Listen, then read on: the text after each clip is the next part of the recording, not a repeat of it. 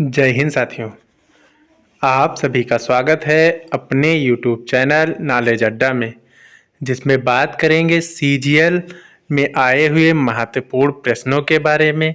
यदि आप हमारे चैनल पर पहली बार हैं तो चैनल को सब्सक्राइब कर लीजिए, जिससे आने वाली वीडियो आपको समय से मिलती रहे। तो चलिए देखते हैं सीजीएल के कुछ महत्वपूर्ण आए हुए प्रश्नों के बारे में, जो जीएस के हैं और जो लगातार हर शिफ्टों में देखने को मिल रहे हैं। तो चलिए वीडियो शुरू करते हैं और जानते हैं।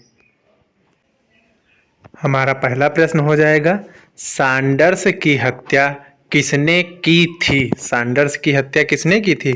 तो सैंडर्स की हत्या भगत सिंह ने की थी।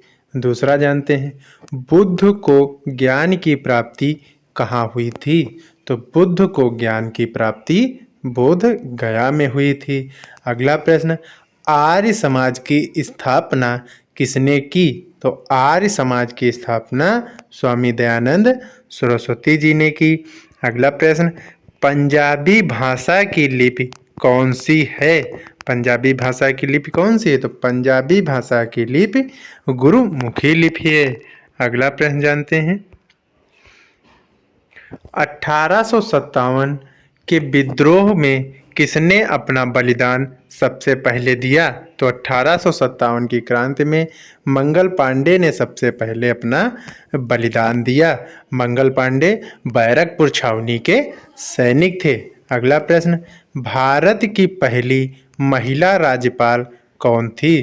तो भारत की पहली महिला राज्यपाल सरोजनी नायडू थी, और ये कहाँ की थी?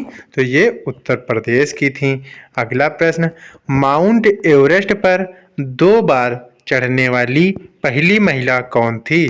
तो माउंट एवरेस्ट पर 2 बार चढ़ने वाली पहली महिला संतोष यादव थी।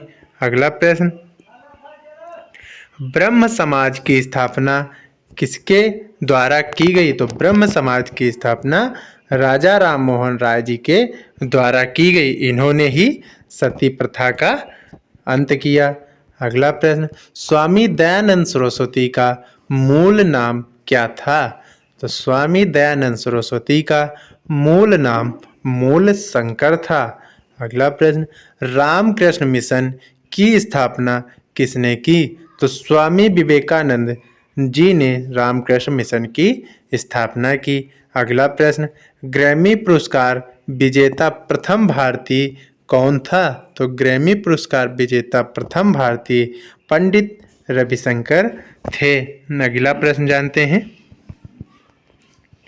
अगला प्रश्न हो जाएगा, ब्रिटिश कालीन उच्च न्यायालय में न्यायाधीश बना प्रथम भारतीय कौन था? तो ब्रिटिश कालीन उच्च न्यायालय में न्यायाधीश बना प्रथम भारतीय राम प्रसाद थे। अगला राम थे। अगला प्रश्न, वास्को डिगामा भारत कब आया?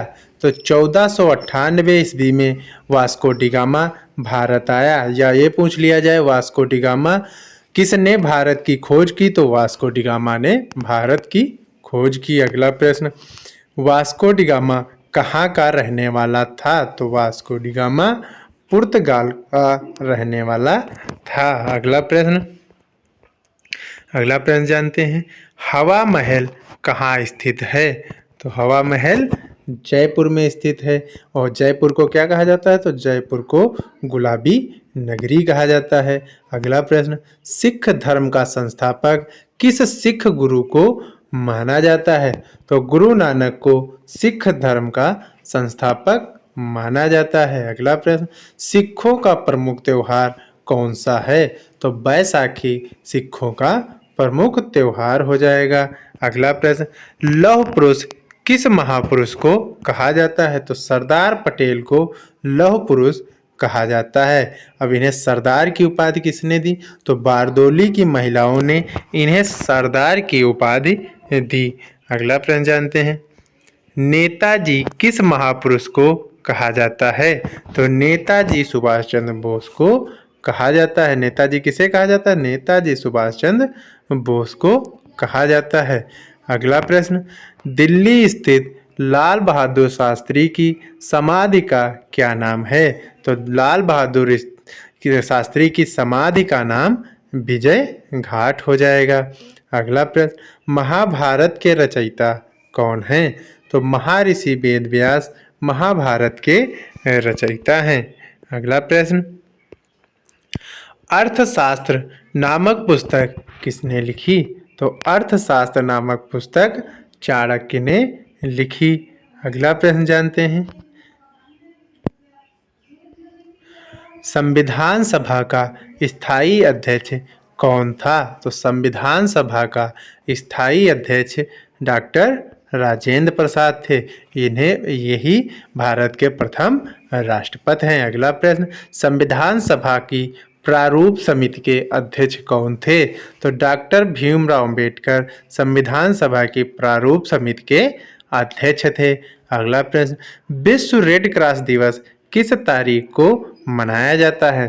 तो 8 मई को विश्व रेड क्रॉस दिवस मनाया जाता है। अगला प्रश्न जानते हैं, सूर्योदय का देश के नाम से कौन सा देश प्रसिद्ध है? तो सूर्योदय के देश के नाम से जापान प्रसिद्ध है। कौन सा देश प्रसिद्ध है? तो जापान को सूर्योदय का देश कहा जाता है। अगला प्रश्न, अंतर्राष्ट्रीय महिला दिवस किस तिथि को मनाया जाता है? तो 8 मार्च को अंतर्राष्ट्रीय महिला दिवस मनाया जाता है। अगला प्रश्न, क्षेत्रफल की दृष्टि से भारत में सबसे छोटा राज्य कौन सा है? तो क्षेत्रफल की दृष्टि से भारत का सबसे छोटा राज्य गोवा हो जाएगा और सबसे बड़ा राज्य पूछा जाएगा तो राजस्थान सबसे बड़ा राज्य हो जाएगा। अगला प्रश्न, भारत का राष्ट्रीय पशु कौन सा है? तो भारत का राष्ट्रीय पशु बाघ है। कौन सा हो जाएगा?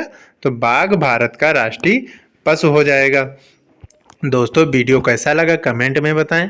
दोस्तों ऐसे ही वीडियो जानने के लिए हमारे चैनल को सब्सक्राइब कर लीजिए, जिससे आने वाली वीडियो आपको समय से मिलते रहें। दोस्तों मिलते हैं अगले वीडियो में अगले किसी जानकारी के साथ अगले पार्ट को लेकर। तब तक के लिए धन्यवाद और दोस्तों चैनल को सब्सक्राइब कर लेना।